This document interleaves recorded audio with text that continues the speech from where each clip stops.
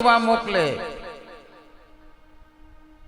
બહુ વિચારો પણ પ્રશ્ન ઈ હતો કે હનુમાનજીને સીતાની શોધમાં નહીં પણ બાણ લેવા મોકલ્યા હતા કે એ બાણ મંદોદરી પાસે હતો અને એ બાણ જ્યાં સુધી ભગવાનના બાથામાં ન આવે ત્યાં સુધી રાવણનો વધ ન થાય અને એ બાણ જેવું તેવું નહોતું એ બાણ શિવજીએ દિલીપ મહારાજને આપેલું હતું હા એક કાળમાં એ બાણ લેવા હનુમાનજી આવ્યા પછી એને મચ્છર જેવડું રૂપ લીધું મશક સમાન રૂપ કપી ધરી હવે મચ્છર જેવડા એ કઈ થોડા કોઈથી બીતા હતા યુદ્ધના કંઈક 16મા દિવસે રાવણ આવ્યો અને એને એક ગોઠણ પેટમાં માર્યો ઓલો બેવડો વળી ગયો આવા હતા બાબા એવા પરાક્રમી હતા એને વળી શું તકલીફ પડે કે મચ્છર જેવડા બનવું પડે પણ નહીં આ બાણ ક્યાં છુપાયેલું છે જોવા માટે કોઈ પેટીમાં તિરાડ હોય ને એમાંથી પ્રવેશ કરી શકે એટલા માટે ત્યાં એ જોવા ગયા પણ એ મંદોદરી અવ્યવસ્થિત સૂતા હતા અને પોતે બ્રહ્મચારી હોવાને નાતે પછી ગયા નહીં સીતાજીને મળીને આવતા રહ્યા પરાક્રમ બતાવ્યું બાગ ઉજેડી નાખ્યો આખો અને ચૂડામણી લાવ્યા છે રામે કહ્યું કે તું અત્યારે બ્રહ્મચારી તરીકે ગયો તો કે મારા દૂત તરીકે આવું બધું ક્યાં રાખવાની જરૂર હતી થયું જે થયું તે હા એક વખત એ ગયા હનુમાનજી બીજી વખત હનુમાનજી મંદોદરી પાસે બાણ લેવા ગયા અને મંદોદરી પાસે એ બાણ છે એવું કહ્યું કોણે રાવણના ભાઈ વિભીષણે કહ્યું કે એમની પાસે બાણ છે એ બાણ તમારા ભાથામાં નહીં આવે ત્યાં સુધી તમે એનો નાભીનો અમૃત સૂકવી નહીં શકો હા હવે આ નાભીનું અમૃત છે એ રાવણના નાભીમાં આવ્યું કેવી રીતે વળી એનો જવાબ પાછો બંગલા રામાયણમાં આપ્યો છે એમાં કહ્યું છે કે રાવણ કાયમ માટે સાધના કરતો જો આ સાધના રાવણ નહીં પણ કોઈ યોગ્ય ગુરુ મળી જાય ને તો આપણે પણ કરી શકીએ બાપુ આપણે કરી શકીએ કારણ કે બંગલા રામાયણમાં એનો આખું બતાવ્યું છે કે સાધના કઈ રીતે થાય આખું એમાં આપ્યું છે તો એ રાવણ એ સાધના કરતો ચંદ્ર છે ને ચંદ્રમામાં અમૃત છે બધા જાણે છે પૃથ્વી ઉપર જેટલા મનુષ્યો છે એ બધા મનુષ્યો માટે ચંદ્ર દરરોજ આકાશમાંથી એક એક બુંદ અમૃત છોડે છે રાવણ એ બુંદ અમૃત બ્રહ્મરંધ્રમાંથી અંદર લઈ નાભીમાં પડેલી કુંડલીની જે નાગણ જેવી છે એને ઊંચી કરતો અને નળી સુધી લઈ લેતો તો રાવણ અને એ નાભીની અંદર એ કુંડલીની અંદર ટીપું ટીપું ટીપું કરીને અમૃત ભેગું કરતો આ સાધનનું નામ છે કલ્પ સાધના એ અમૃત રાવણ જીવો કેટલું રામની 7 પેઢી જોઈ છે 14 ચતુર્યુગી એક ચતુર્યુગી 4 લાખ વર્ષની છે 56 લાખ વર્ષ આ માણસ પૃથ્વી ઉપર રહ્યો હા એ રાવણ હનુમાનજી એની પાસે આવ્યા ત્રીજી વખત આવ્યા હનુમાનજી એવી 3 વખત કુલ 3 વખત આવ્યા એમ કે પહેલી વખત આ બીજી વખત એને બ્રાહ્મણ તરીકે બોલાવવા પછી ત્રીજી વખત બાણ લેવા મંદોદરી પાસે એમ હનુમાનજી આવ્યા ને રાવણને સમજાવ્યા કે બ્રાહ્મણ તરીકે આવવું છે કે શું કામ છે અમારા રામજીને પ્રતિષ્ઠા કરાવવાની છે રામેશ્વર મહાદેવની તો કે કાંઈ વાંધો નહીં જો આ દુશ્મન હોય ને તો આવા હોવા જોઈએ હા જેથી યુદ્ધમાં આવશું તેથી જોયું જશે પણ અત્યારે તો બ્રાહ્મણ તરીકે બોલાવ્યો છે પણ હવે વાંધો ઈ છે એમના ઘરવાળા તો મારી પાસે છે હા આ મારી પાસે એના શ્રીમતી છે તો હવે ઈ પ્રતિષ્ઠા કેવી રીતે કરશે? પત્ની વગર તો બેસાય જ નહીં પ્રતિષ્ઠામાં. તો હનુમાનજી કે તો તમે કંઈક સગવડ કરી દો ને. હનુમાનજી કે એમાં શું, કંઈક સગવડ કરી આપો. રાવણે કહ્યું, બોલાયો મેઘનાથને, બેટા હા જો હું છે ને આ તિથિએ અહીંયા રામેશ્વરની પ્રતિષ્ઠા કરવા જાઉં છું. રામ એકલા છે, પત્ની સિવાય પ્રતિષ્ઠા થઈ ન શકે, એટલે સીતાજી છે અશોક વાટિકામાં છે. માતાજીને પગે લાગી પૂજા કરી અને આપણા પુષ્પક વિમાનમાં બેસાડી અને તારે ભગવાન રામ પાસે એને હાજર કરવાના છે. માતાજીને કહેવાનું છે કે માતાજી જો પૂજા કરવા પૂરતા જ લાવ્યા છીએ તમને. હા, આ દુશ્મન પણ કેવો દુશ્મન કહેવાય, કેવો ભાવ. હા, અને પુષ્પકમાં સીતાજીને લઈને આવ્યા. રામની પાસે જાનકીજી બેઠા. જાનકીજીએ રામ સામું જોયું નથી, રામે જાનકીજી સામું જોયું નથી. અને 4 કલાકની એ વખતની 4 કલાક એ પ્રાણ પ્રતિષ્ઠા પૂરી કરી અને વળી પાછા અશોક વાટિકાની અંદર જાનકીજીને પધરાવી દીધા. રાવણને દક્ષિણાનું કહ્યું. હા, ત્યારે રાવણે શું કહ્યું ખબર છે? અંદર ખાને આપને ઓળખું છું, આપના હાથે મારું મૃત્યુ છે, હું જાણું છું. મને દક્ષિણામાં તમે છે ને તમારો લોક આપજો. મને મારજો, હું મરીશ, જરૂર મરીશ, પણ મને દક્ષિણામાં તમારો લોક આપજો. હા, કારણ કે કંઈ હતું નહીં, મુદ્રિકા હતી એક, એ હનુમાનજી મહારાજને લઈને મોકલ્યા હતા. હા, પછી તો કઈ વધ્યું જ નહોતું. પણ રાવણે કહ્યું કે મહારાજ હું જાણું છું તમારી પાસે કાંઈ નથી, પણ દક્ષિણામાં બીજું કંઈ ન માગું, હું આપનો લોક મને આપજો. હા, મને ગતિ આપજો. આ રામાયણોની અદ્ભુત કથા છે, અદ્ભુત કથા. આજે દ્વારિકા નગરીની અંદર રૂકમણીને ભગવાનનો ગૃહસ્થાશ્રમ શરૂ થયો છે. આપણા જીવનની 4 અવસ્થા છે. એ 4 અવસ્થા એની હારે આશ્રમ શબ્દ આવ્યો છે. જો આશ્રમ બનાવી શકો તો બરાબર, નહીતર 4 ઉપાધિ કહી શકાય. આવનારી 4 ઉપાધિ પણ કહી શકાય. હા, પણ જો બનાવી શકો તો 4 આશ્રમ છે. એમાં બ્રહ્મચર્યાશ્રમ, ગૃહસ્થાશ્રમ, વાનપ્રસ્થાશ્રમ અને સંન્યાસાશ્રમ.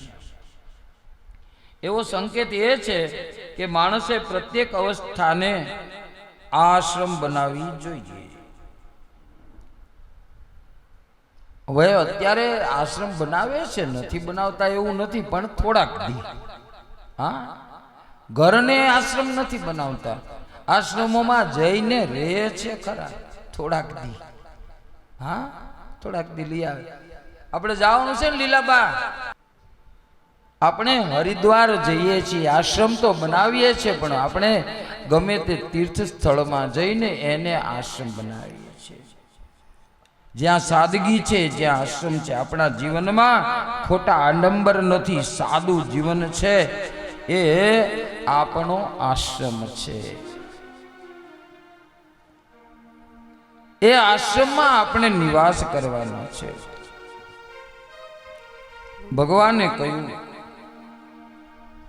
તમને જો ખબર પડે ને તો તમારું શરીર એ આશ્રમ છે. લ્યો, હા, આપણને અત્યાર સુધી ખબર નહીં ભાઈ, શરીરમાં આશ્રમ ક્યાં, શરીરમાં ઘર ક્યાં, શરીરમાં મકાન ક્યાં? આપણા શરીરમાં તો આપણા શરીરની અંદર આંખ છે, આ મકાન છે. આમ આ આપણે જોઈએ ને અત્યારે આ માઇક છે, એનું જ્ઞાન શેનાથી થયું? આંખોથી થયું.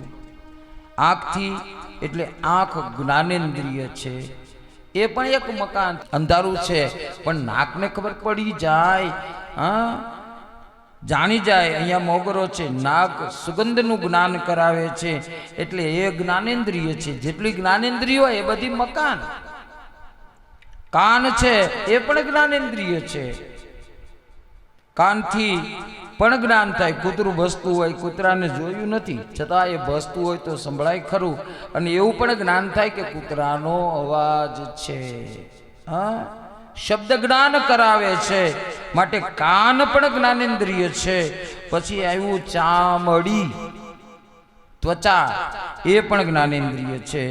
પવન ઠંડો છે તો એ પેલી કોને ખબર પડે? ચામડીને ખબર પડે. હા, પાણી ગરમ છે, ક્યાંક હાથ બાથ અડી જાય, પગ પગ અટી જાય તો કોને ખબર પડે? ચામડીને ખબર પડે. ચામડી દ્વારા ખબર પડે. ચામડી આપણને જ્ઞાન કરાવે. પછી આવી જીભ, હા, એ પણ જ્ઞાનેન્દ્રિય છે. શાક તીખું છે ને શાક મોળું છે ને દાળ ખારી છે ને ભજીયા ચડ્યા નથી. મેં નથી ખાતા હો, એટલે ખોટું.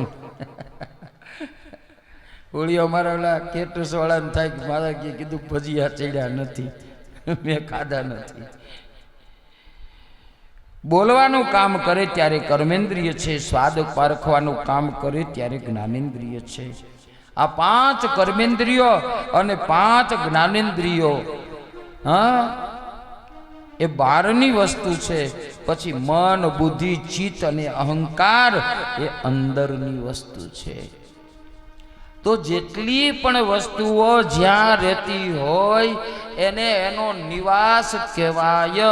આપણે અત્યારે તો હવે ફ્લેટો થઈ ગયા, બહુ ઓછા મકાનો થઈ ગયા, નહીતર પંડ્યા નિવાસ, પારેખ નિવાસ, આ નિવાસ લખતા. હા, હજુ ઘણા પણ મકાનોમાં નિવાસ. આપણે આ જેટલા પણ આપણને ભગવાને જ્ઞાનેન્દ્રિયો, કર્મેન્દ્રિયો આપી છે ને, હા, એ આપણા એક એક કર્મેન્દ્રિયના એની પાસે દેવ કલ્પેલા છે. ઇન્દ્રિયો એના દેવ છે. આપણે જે આંખ છે ને બેન, આંખના દેવ સૂર્ય છે. જેની કુંડળીમાં સૂર્ય ડાઉન થઈ જાય એને આંખોની તકલીફ થાય. આખી પૃથ્વીનું સંચાલન સૂર્ય કરે છે. આપણે ક્યારેય કદાચ ન સાંભળ્યું બની શકે કે ભારત વર્ષની અંદર આજથી 92,000 વર્ષ પહેલા બ્રાહ્મણોને બોલાવી અને સૂર્યએ મંત્ર આપ્યા. આભને અડે એવડા એવડા થાંભલા બનાવ્યા ભૂદેવોએ સૂર્યની નજીક જવા માટે, પણ એની મર્યાદા હતી. એ સૂર્યએ બ્રાહ્મણોને મંત્ર આપ્યા અને મંત્રમાં એણે અંક આપ્યા. પ્રથમ, દ્વિતીય, તૃતીય, ચતુર્થ, પંચમ, ષષ્ઠમ, સપ્તમ. આ ભારત વર્ષની અંદર સૂર્ય ભગવાને સૌથી પહેલી કોઈ લેંગ્વેજ, કોઈ ભાષા આપી હોય તો એ બ્રાહ્મણોને આપી, અને એ સંસ્કૃત હતી. સંસ્કૃત છે એ સમગ્ર વિશ્વની તમામ ભાષાઓની માં છે. કોમ્પ્યુટરમાં સંસ્કૃત જલ્દીથી એડ થઈ જાય. કોમ્પ્યુટર વાળાને પૂછજો. હા,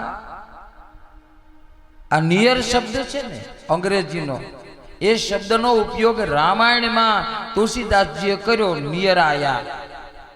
હા, તમે જોજો એક એક શબ્દો અંગ્રેજીની અંદર 1 2 3 4 એ બધું જ બોલો, પણ એની મૂળ માં છે એ ભારતની સંસ્કૃત છે. 1 2 3 4 5 6 ગુજરાતી પણ એમાંથી થયું. એક પ્રથમ, દ્વિતીય, આ બધું સંસ્કૃતમાંથી.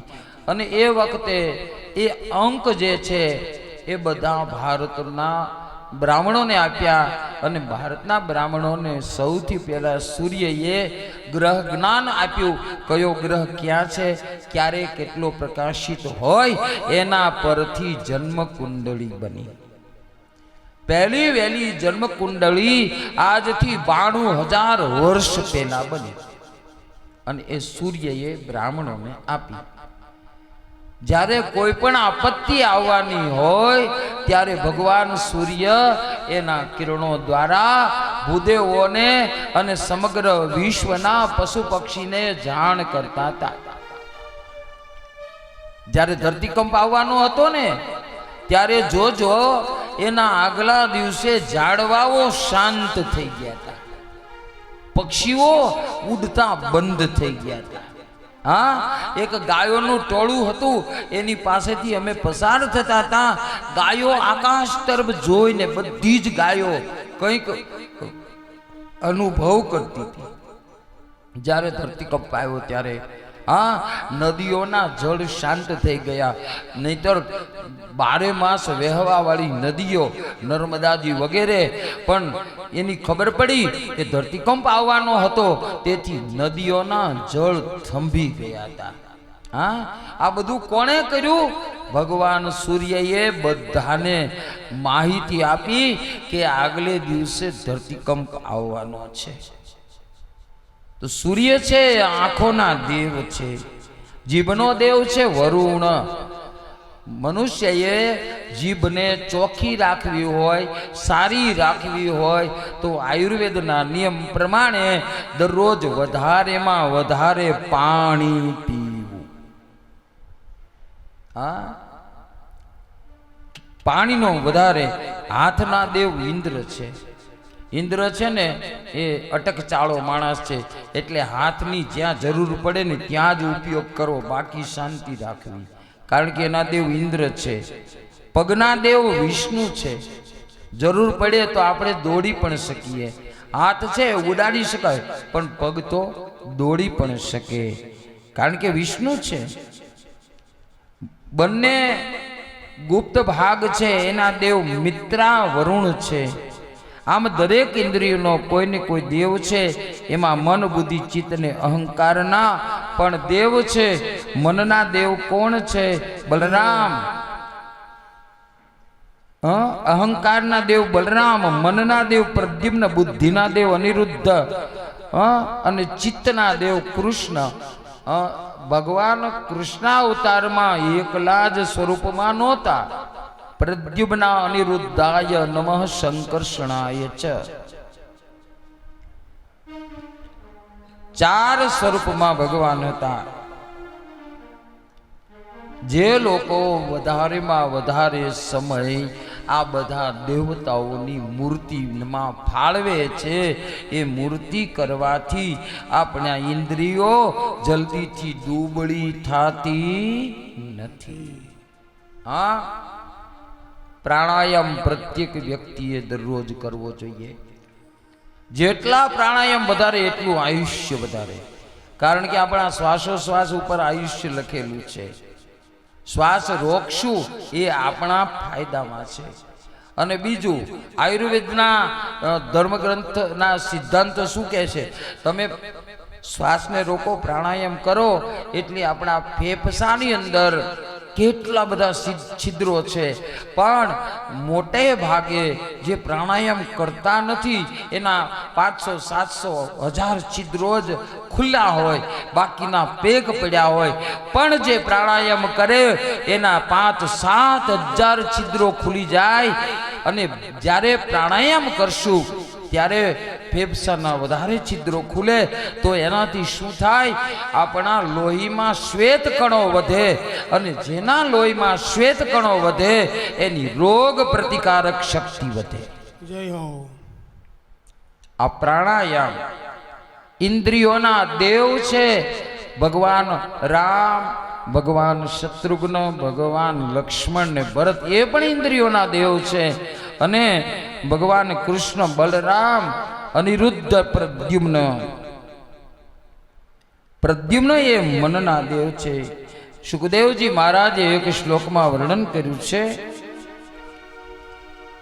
કામસ્તુ વાસુદેવાંશો દગ્ધ પ્રાગ રુદ્રમન્યુના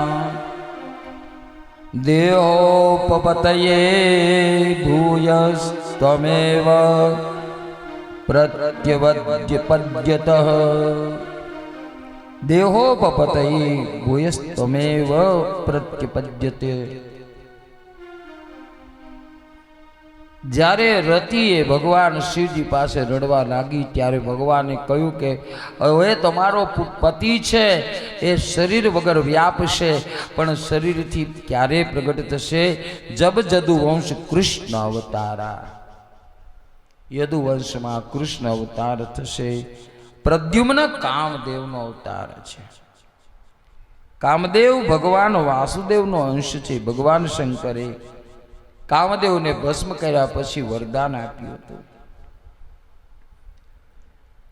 ભગવાન ના લગ્ન રૂકમણી સાથે થયા. પ્રથમ બાળકના રૂપમાં એમને પ્રદ્યુમ્ન થયો અને સમરાસુર નામનો દૈત્ય હતો એ ઉઠાવી ગયો છે.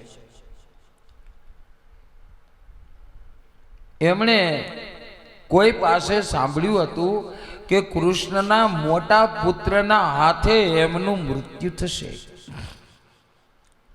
એને વિચાર કર્યો કૃષ્ણના દીકરાને જ મારી નાખું, જીવતો રહેશે તો મારશે ને. જુઓ ભાઈ, કોઈને મરવું જ નથી હો. ગમે તેને જગાડીને પૂછો, ઉઠાડીને પૂછો કે તૈયારી કરી લીધી કે ના ના હજી તો બહુ વાર છે, હજી તો ઘણી વાર છે. નિયમ છે, આપણું જીવન જ્યારે પૂરું થવાનું, જ્યારે નિશ્ચિત હશે ત્યારે આપણા કોઈનું કશું જ ચાલવાનું નથી.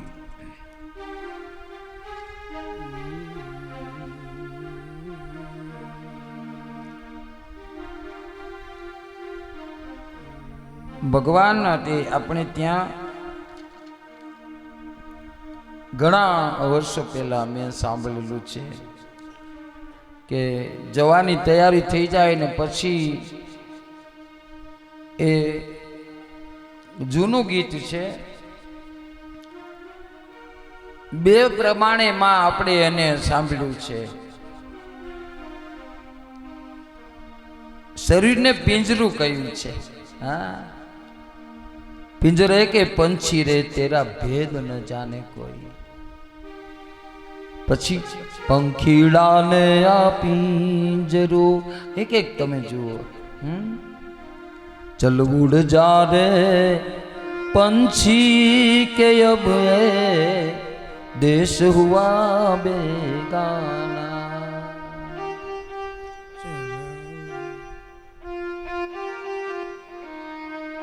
भूल जाब वो मस्त हवा वो उड़ना डाली। કેટલો બોધ ફિલ્મ વાળાએ પણ બોધ દેવામાં કોઈ કમી નથી રાખી.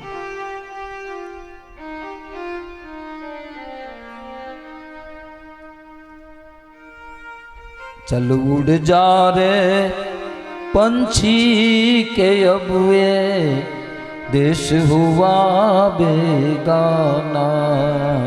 चल उड़ जा रे पंछी के देश हुआ बेगाना।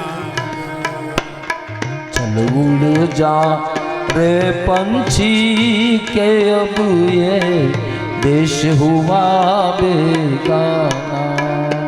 इनके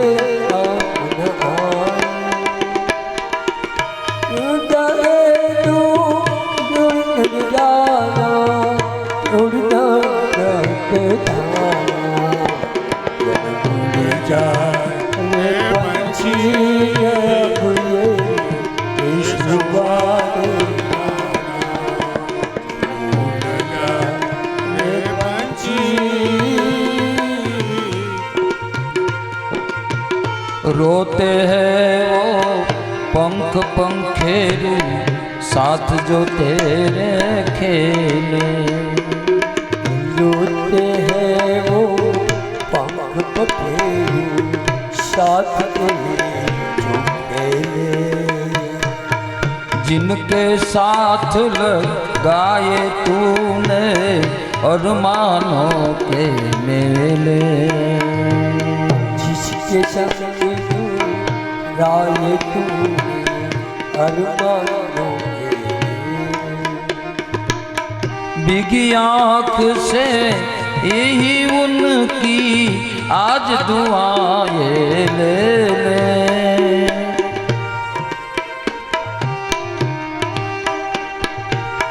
किसको पता अब इस नगरी में कब हो तेरा आना, भूल जावे पंछी के अब देश हुआ बेगाना, चल भूल जा रे पंछी।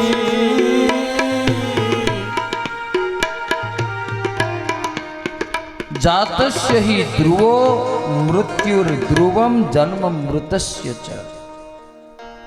જન્મનારનો મૃત્યુ અને મરનારનો જન્મ નિશ્ચિત છે, ટાળી શકાય નહીં, કારણ આ લોકનું નામ જ મૃત્યુ લોક છે. અહીંયા બધા મરે છે.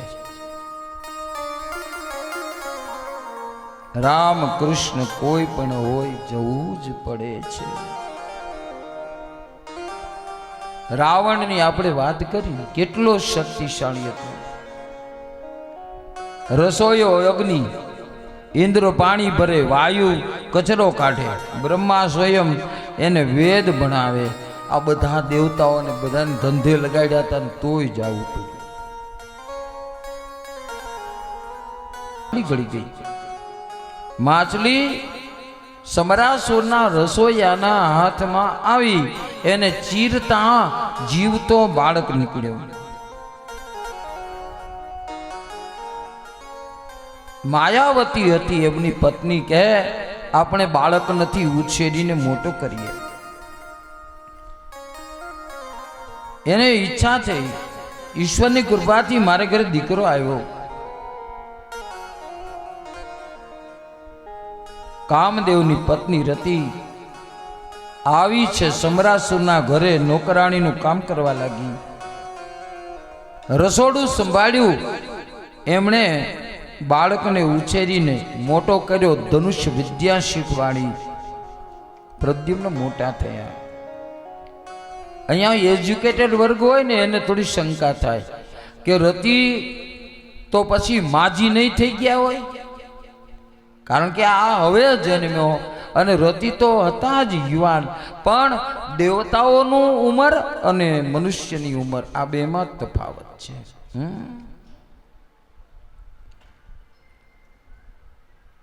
રતિને જ્યારે એક દી પ્રદ્યુમ્ને પૂછ્યું કે કેમ સેવા કરો છો, તો કે તમને ખબર નથી, તમે મારા પૂર્વ પતિ કામદેવ છો. સમરાસુર અસુર વૃત્તિનો છે, એને મારી નાખો એટલે આપણે બંને દ્વારકા જઈએ. પછી તો ખબર પડી ગઈ, પ્રદ્યુમ્ન અને સમરાસુરની વચ્ચે ઝઘડો થયો. શરૂઆતમાં બોલાચાલી થઈ. દુનિયાના મોટા ભાગના ઝઘડા એ બોલાચાલીથી શરૂ થાય છે અને પછી વિપરીત રૂપ લઈ લે. હા, આગ લાગે ને ત્યારે નાની જ હોય, હા, પછી વિરાટ બને અને ઘરના ઘર, મહેલોના મહેલો, ખેતરોના ખેતર સળગાવી નાખે. ઝઘડો છે, બોલાચાલી એ એક પ્રકારનો અંગારો છે, આગ છે.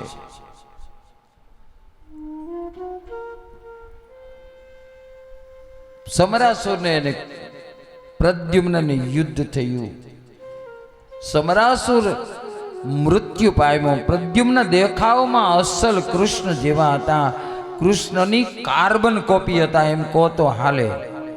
પ્રદ્યુમ્નને યાદવોએ રતિ સાથે આવતા જોયા, દોડીને જઈ રૂકમણીને વાત કરી. જુઓ, આવા માણસો છે ને ગામમાં હોય એટલું જ નથી, દ્વારિકામાં એટલા હતા.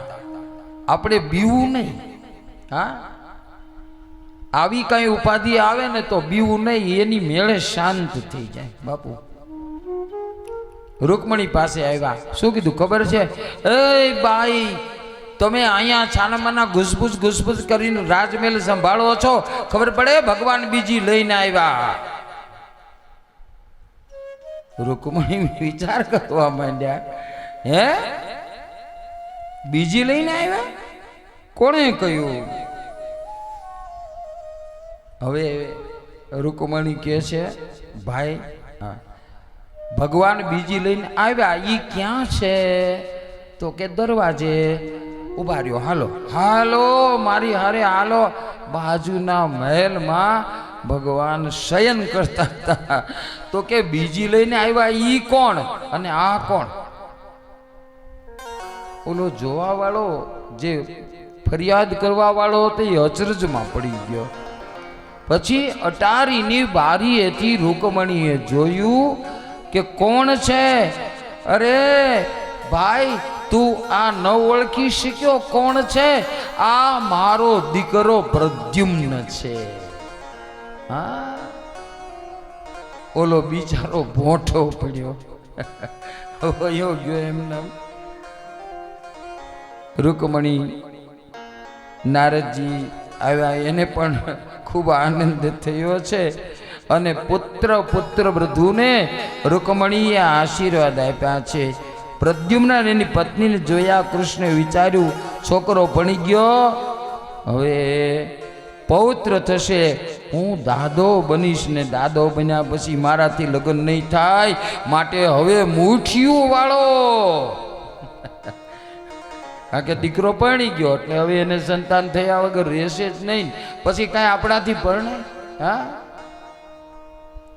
ભગવાન સુખદેવજી કહે છે પરીક્ષિત સત્રાજીત નામના યાદવે કૃષ્ણ પર ચોરીનો આરોપ જૂઠો મૂક્યો હતો. એના પ્રાયશ્ચિત રૂપે સત્રાજીતે એની કન્યા સત્યભામા ભગવાનને આપ્યા. સત્રાજીત નામનો એક યાદવ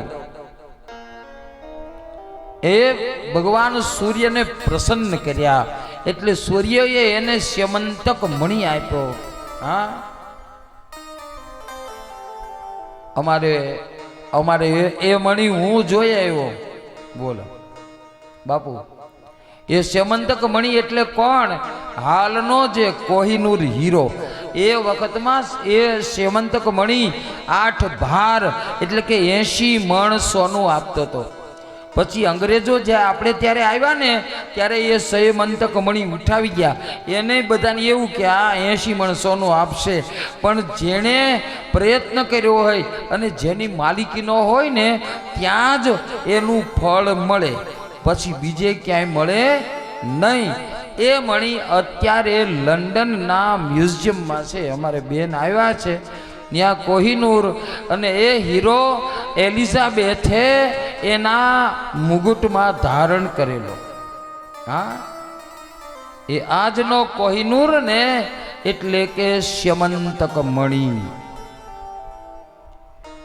સતરાજીત એક વખત બહાર હતો. એ જ વખતે બરાબર ખબર વગર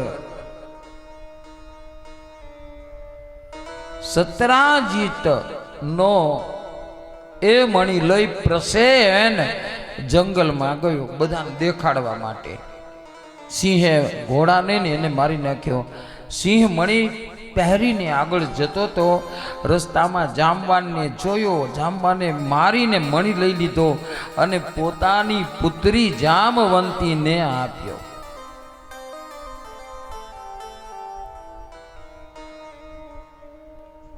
હવે બન્યું તું એવું કે એક વખત અક્રૂરજીને લઈને એ મણિ માગવા અક્રૂર માટે ભગવાન ગયેલા, અને પછી ત્યારે સત્રજીતે આપ્યો નહીં, આ નહોતો આપ્યો. હવે એ મણિ જ્યારે ચોરાયો, બીજી તો કઈ ખબર નહોતી. ભગવાન શ્રી કૃષ્ણ એને કહ્યું કે આપ મણિ ચોરી ગયા. ભગવાન કે મને તો તારા મણિની ખબર પણ નથી, હું તો ઇન્દ્રપ્રસ્થ હતો, આવ્યો હજુ, પણ ભગવાન ઉપર ચોરી આવી, ભગવાનથી સહન કેમ થાય? ભગવાને પગીને લીધા. પગલાની છાપ જોનારા હોય એને પગી, એને લીધા પગીને. પછી ભગવાને એ વખતે નિશાન ઉપરથી ઘોડાના નિશાન ને પછી સિંહના નિશાન ને એમ કરતા કરતા જામવાનના ગુફા પાસેથી પ્રકાશ આવતો જોયો. ભગવાન અંદર ગયા. જામવાનની પુત્રી એ મણીથી રમતી હતી.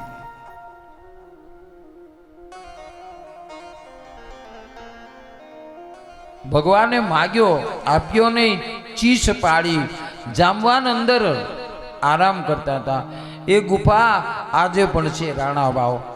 આપ કોઈ દર્શન કરવા ગયા હોય, અમે તો અંદર ગયા હતા. અંદર શિવજીનું લિંગ છે, પૂજા પણ કરી. રાણા વાવ હમણાં જ પોરબંદર યજ્ઞ હતો.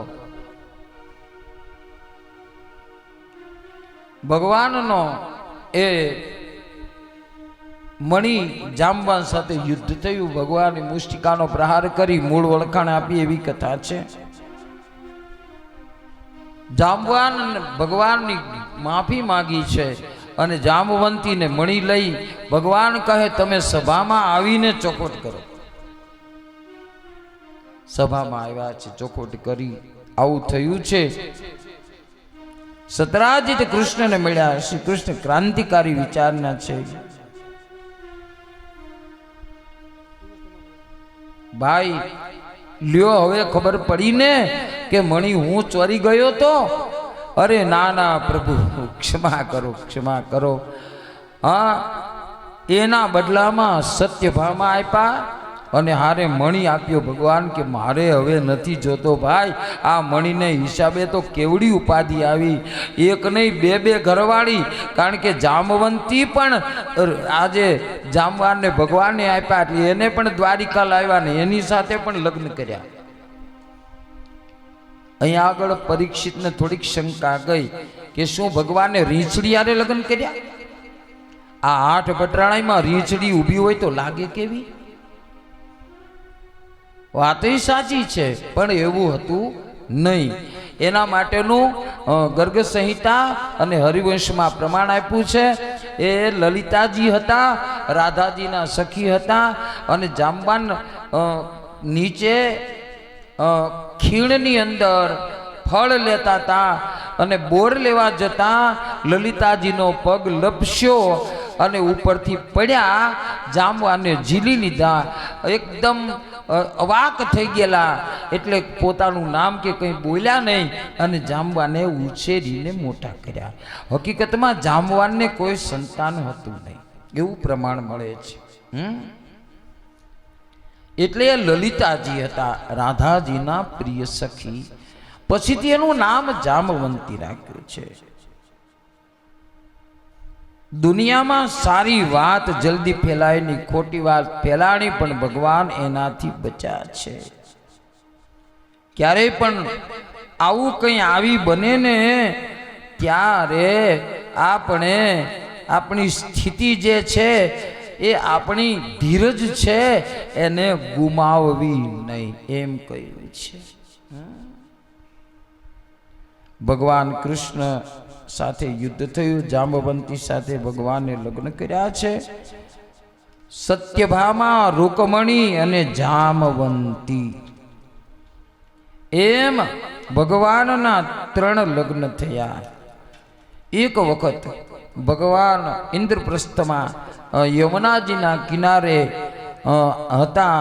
એકદા રથમારોહ્ય વિજયો વાનરધ્વજમ ગાંડીવમ ધનુરાદાય અને તૃણવ ચાક્ષય સાય કૌ. સુખદેવજી બોલ્યા, રાજન એક વખત ગાંડીવધારી અર્જુનજી સાથે હનુમાનજીના છીનાવાળી ધજા ધરાવતા રથમાં બેસીને કૃષ્ણ ફરવા ગયા.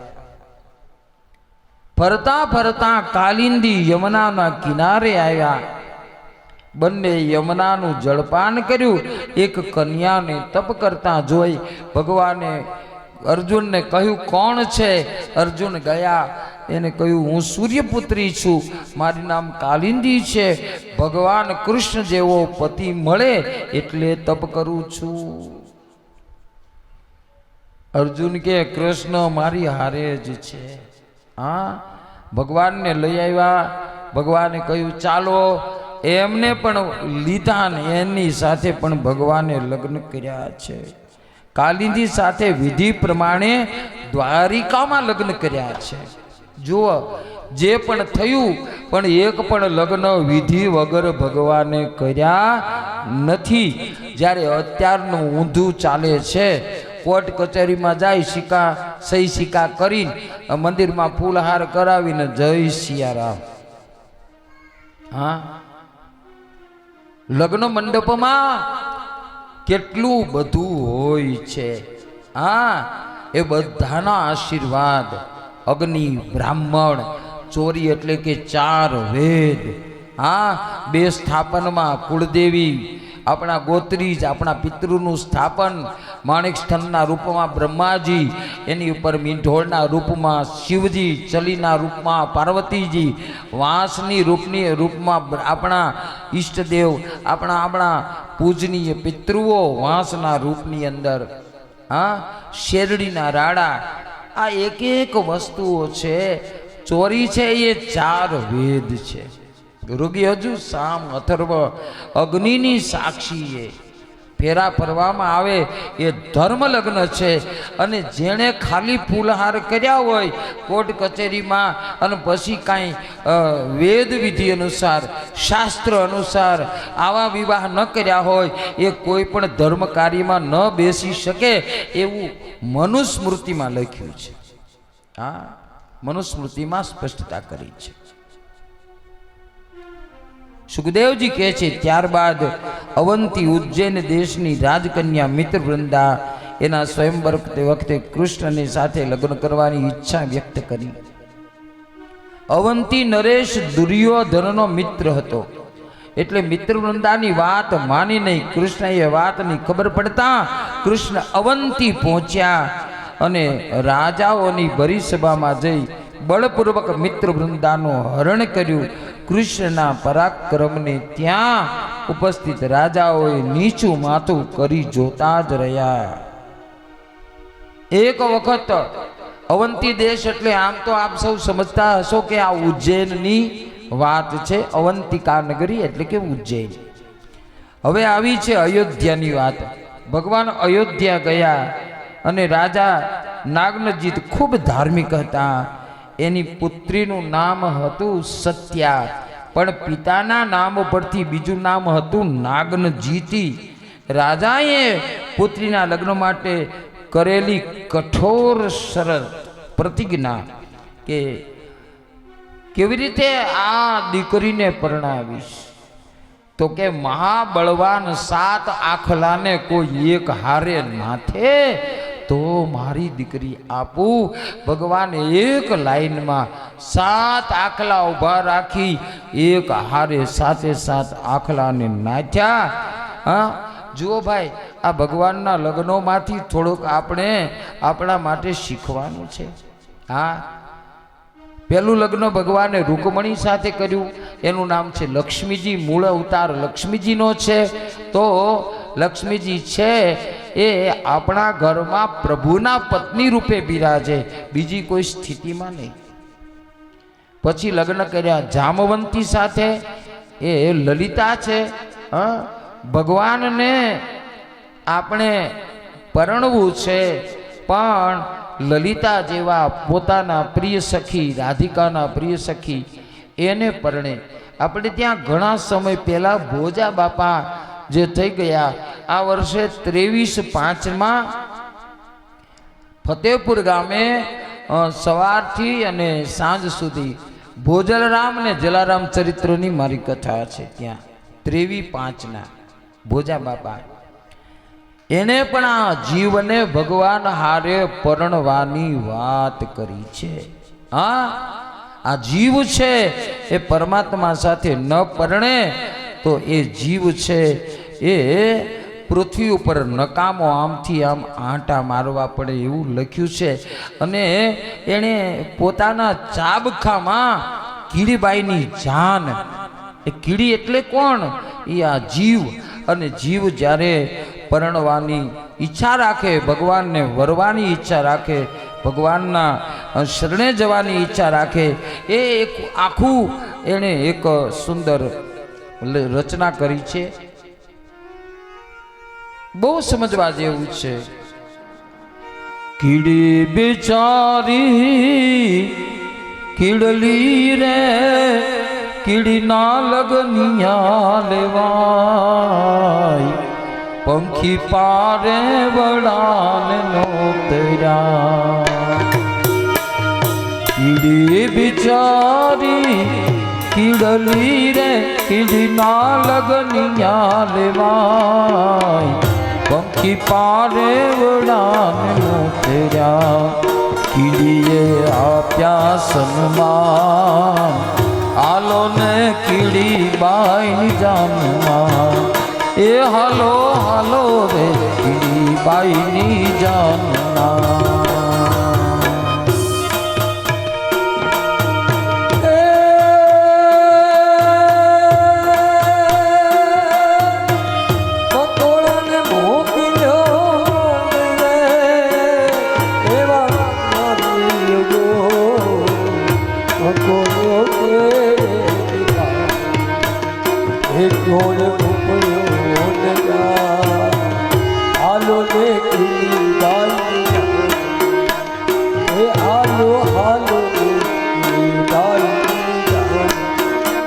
પંખીને પારેવડા કીડીબાઈની જાન કીડીના લગ્ન ન હોય પણ આ તો એક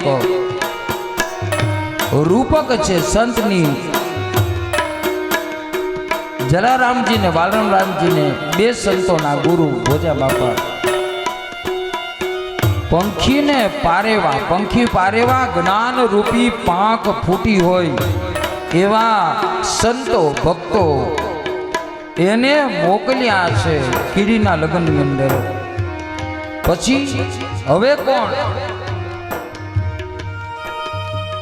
મોરલે બાંધો રૂડો માંડવો રે ખજૂરો પીરસે કારે ગુડે રે ગાયા રૂડા ગીતડા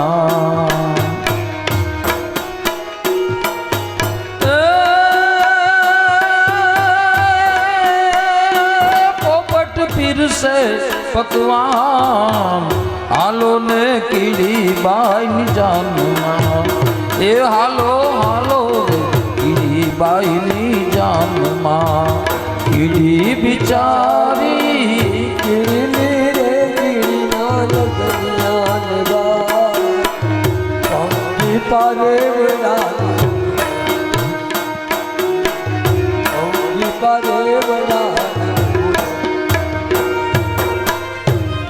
મોરલો એટલે આપણો દેહ આપણું શરીર. મોરલે માંડવો બાંધ્યો. આ હાડકા ચામડાને બધું ઉપર ચોંટાડ્યું છે ને આ માંડવો છે. મોરલે બાંધ્યો રૂડો માંડવો ખજૂરો પીરસે. ખજૂરો એ માણસનું મન. હા આ મન છે ને ક્યાંક બધું ભાળી જાય તો એ કે ખાઈ જાઓ ખાઈ જાઓ ખાઈ જાઓ. મન છે ને ખજૂરા જેવું છે. ખજૂરો અને ખજૂરાને ટાંગા બહુ હોય કેટલા બધા હોય એમાં આપણને અરમાનો પાર વગરના હોય એની કોઈ નક્કી જ નહીં. ગુવડ એટલે જ્ઞાન રૂપી સૂરજનો પ્રકાશ જેને સહન નથી થતો એ ગુવડ. પ્રાણી અંજવાળા સામે આંખો બંધ કરીને બેસે અંધારામાં જીવે ગુવડ. આવા અજ્ઞાની મહાપુરુષોની સદગુરુની કૃપાથી એને જ્ઞાનની આંખો ખુલી. જ્ઞાનનો પ્રકાશ સૂર્ય ઉદિત થયો. પોપટ પીરસે પકવાન. પોપટ એટલે સુખદેવજી મહારાજ અંતરના અનુભવને શબ્દમાં ઉતારનારી કોઈ વાણી હોય તો એ પોપટની છે. અને પોપટ જ્યારે બોલતા શીખે અને એ જે બોલે આ જગતમાં ભાગ્યે જ કોઈ એવો હશે કે જેને પોપટની વાણી ગમે નહીં. કારણ કે સૌથી પહેલાં તો એ કહીએ કે સુખદેવજી એ જ પોપટ સ્વરૂપ છે અને એને આવી વાણી એ તો પરીક્ષિતને નહીં એ સાંભળનારો વર્ગ મોટો હતો. માળવે રે લેવા માળવીયો ગોળ મકોડો કેડેથી પાતળો.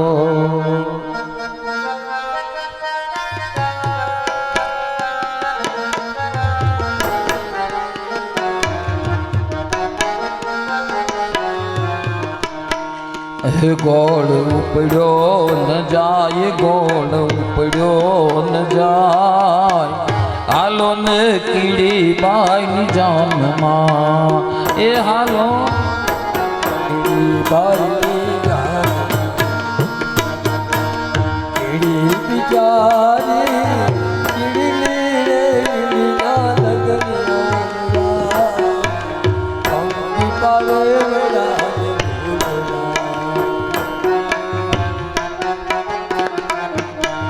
કીડીને આપ્યા સજના હાલો રે કીડી બાઈની જાન હાલો હાલો રે કીડી બાઈની મકોડો એ મોહનું પ્રતીક છે. મકોડો મોહ છે. એને ગમે ત્યાં મીઠી વસ્તુ પડી હોય એની ગંધ આવી જાય, હોળી તે એક દિશામાં જતો હોય અને જો અડી જાવ તો બીજી દિશામાં ન જાય, આપણી તરફ મોહમાં ગરકાવ થયેલો, મીઠી વસ્તુની અંદર ગરકાવ થયેલો આ જીવ એને ક્યાંથી નીકળે પછી ગોળ ન ઉપડે. હવે બહુ મહત્વનું પાત્ર આવ્યું છે. ભોજા બાપાએ કહ્યું, મીનીબાઈને મોકલ્યા ગામ મારે એવાનો તરવા ગામ, સામા મળ્યા બે કૂતરા.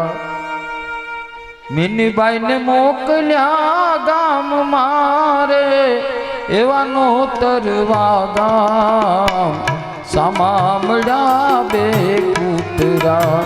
બિલાડીના કરડ્યા બે કાન, બિલાડીના કરડ્યા બે કાન, હાલો ને કીડી બાઈની જાનમાં એ હાલો હાલો રે કીડી બાઈની જાનમાં. કીડી બિચારી કીડી રે કીડીના લગનિયા નિવાય પંખી પારે વડાની મુજરા પંખી પારે વડાની મુજરા કીડીને આપ્યા સન્માન હાલો ને કીડી બાઈની જાન. બિલાડી એટલે કર્ણેન્દ્રિય છે. કાયમ બહારના ધ્વનિને અવાજો સાંભળે. જરાક જો આંગળીઓ કાનમાં નાખો ને તો અંદર શું થાય ખબર પડે. સતર્ક થઈ જવાય. ઉંદર રૂપી શબ્દને ઝડપી લે છે. આવી વૃત્તિને કારણે આજ અંદરવાળી કાયા નગરમાં નોતરા દેવા અહમને મમતા રૂપી હું ને મારું એવી વૃત્તિઓને આમંત્રણ આપવા ગઈ એ બિલાડી અંતર્મુખી થઈ. ઘોડ રે બાંધ્યા પગે ઘૂઘરા રે, કાકીડે બાંધી છે કટાર, ઊંટે રે બાંધ્યા ગળે ઢોલકા. ગધડો ફૂંકે શરણાઈ, ગધડો ફૂંકે શરણાઈ, હાલો ને કીડી બાઈની જાનમાં. કીડી બિચારી કીડી રે કીડીના લગનિયા નિવાય પંખી પારે વડાની મુજરા કીડીને આપ્યા સન્માન હાલો ને કીડી બાઈની જાનમાં એ હાલો હાલો કીડી બાઈની જાનમાં. ઘોડો એટલે શ્વાસ, આપણો શ્વાસ રૂપી ઘોડો. એને પગે ઘૂઘરા બાંધ્યા છે. કાનમાં આંગળા નાખીને આ શ્વાસ અંદર જાય બહાર આવે, અંદર જાય બહાર આવે. સાંભળીએ એ બધા ઘૂઘરા વાગે. ઘૂઘરા એની ગતિ છે એ તાલમાં આવી. શ્વાસે શ્વાસે ભગવાનના સ્મરણની સ્થિતિ આવી ગઈ. કાકીડાએ એટલે વારે વારે રંગ બદલતી આપણી ચિત્તની વૃત્તિ અને કાકીડો કયો છે. એને કારણે વારે વારે રંગ બદલાય. એનો કોઈ રંગ એક સરખો ન હોય. કટાર બાંધી એટલે કે પોતાની વૃત્તિઓને આમથી લઈ અને આમ કટારથી છેદી નાખી અને રંગ બદલતી વૃત્તિઓને ઈશ્વરમાં સ્થાપિત કરી. ઊંટ એટલે જળ, જડતાનું પ્રતીક છે. હું જ સુંદર છું એવી ભાવના આ અહંકાર રૂપી ગધેડો ફૂંકે શરણાય. ગધેડો એ લગ્નની અંદર આવ્યો છે ને મૂર્ખતાનું પ્રતીક છે, બેસુરાપણું એનું પ્રતીક છે, પણ ગધેડો સદગુરુની કૃપાથી સુરીલો બની ગયો છે. હા, અને એ પણ ભગવાનના પ્રેમ રૂપી શરણાઈ વગાડવા લાગ્યો છે. હવે જે કહ્યું છે, ઉંદરમાં હાલ્યા રિહામણે રે બેઠા દરિયાને બેટ, દેડકો બેઠો ડગમગે.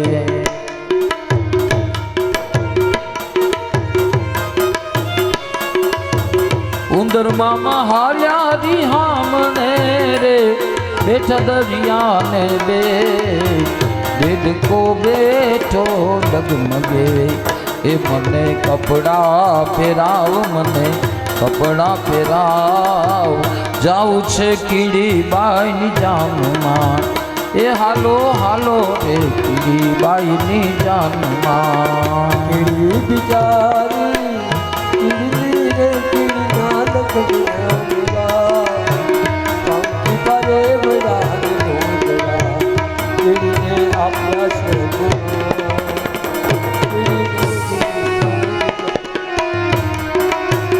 હાલો રે કીડી બાઈ જાન. ઉંદર મામા હાલ્યા રીસામણે બેઠા દરિયાને બેટ, દેડકો બેઠો ડગમગે, મને કપડાં પહેરાવ. ખૂબ જ સુંદર વાત છે. દેડકો એ કૂદકા મારતી આપણી કામ વૃત્તિઓ છે. દેડકો એટલે કૂદકા મારતી કામ વૃત્તિઓ. એ કામ વૃત્તિઓ જ્યારે કૂદકા મારવા લાગી છે, શું કહે છે? અરે મને કપડાં પહેરાવ, મને કપડાં પહેરાવ. કૂદકા મારતી કામ વૃત્તિઓ એ વાસનાનું પ્રતીક છે. દેડકાને હવે હરિના નામ રૂપી ચુંદડી ઓઢવાની હોશ થઈ ગઈ. વાસના હતી એ અંતે સમજમાં આવી ગઈ અને અંતે નક્કી થઈ ગયું કે હું જે કરતો હતો એ બહુ ખોટું હતું. વાસનાથી હું બિલકુલ એવો લાગતો હતો કે જાણે મેં કપડાં જ નથી પહેર્યા. હા, અને હું તુચ્છ લાગતો હતો. પણ હવે મને કપડાં પહેરાવ એનો અર્થ એ થાય કે મારી વાસનાને હવે પ્રભુ ગુરુજી આપ દૂર કરો અને જ્ઞાન રૂપી વસ્ત્રથી વાસનાને ઢાંકી દો. હવે સુંદર વાત કરી. કોણ હતું? વાહડે ચડ્યો એક વાંદરો રે, જુએ જાનુની વાત, આજ તો જાનને લૂંટવી. એ લેવા સર્વે ન પ્રાણ, હાલો ને કીડી બાઈની જાનમાં. કીડી બિચારી કીડલી રે કીડીના લગનિયા લેવાય, પંખી પારે વડાને નોતર્યા, કીડીએ આપ્યા સન્માન. હાલો ને કીડી બાઈની જાનમાં. એ હાલો હાલો રે કીડી બાઈની જાનમાં. ભગવાન શ્રી હરિનું આશા ને તૃષ્ણા એ આડંબર જેવી છે. આપણી આશાઓ, આપણી તૃષ્ણાઓ એ આપણને ન જવાની જગ્યાએ લઈ જાય છે. એટલે અહીંયા કહેવામાં આવ્યું કે વાહડે ચડ્યો એક વાંદરો. જે આપણી આશાઓ, તૃષ્ણા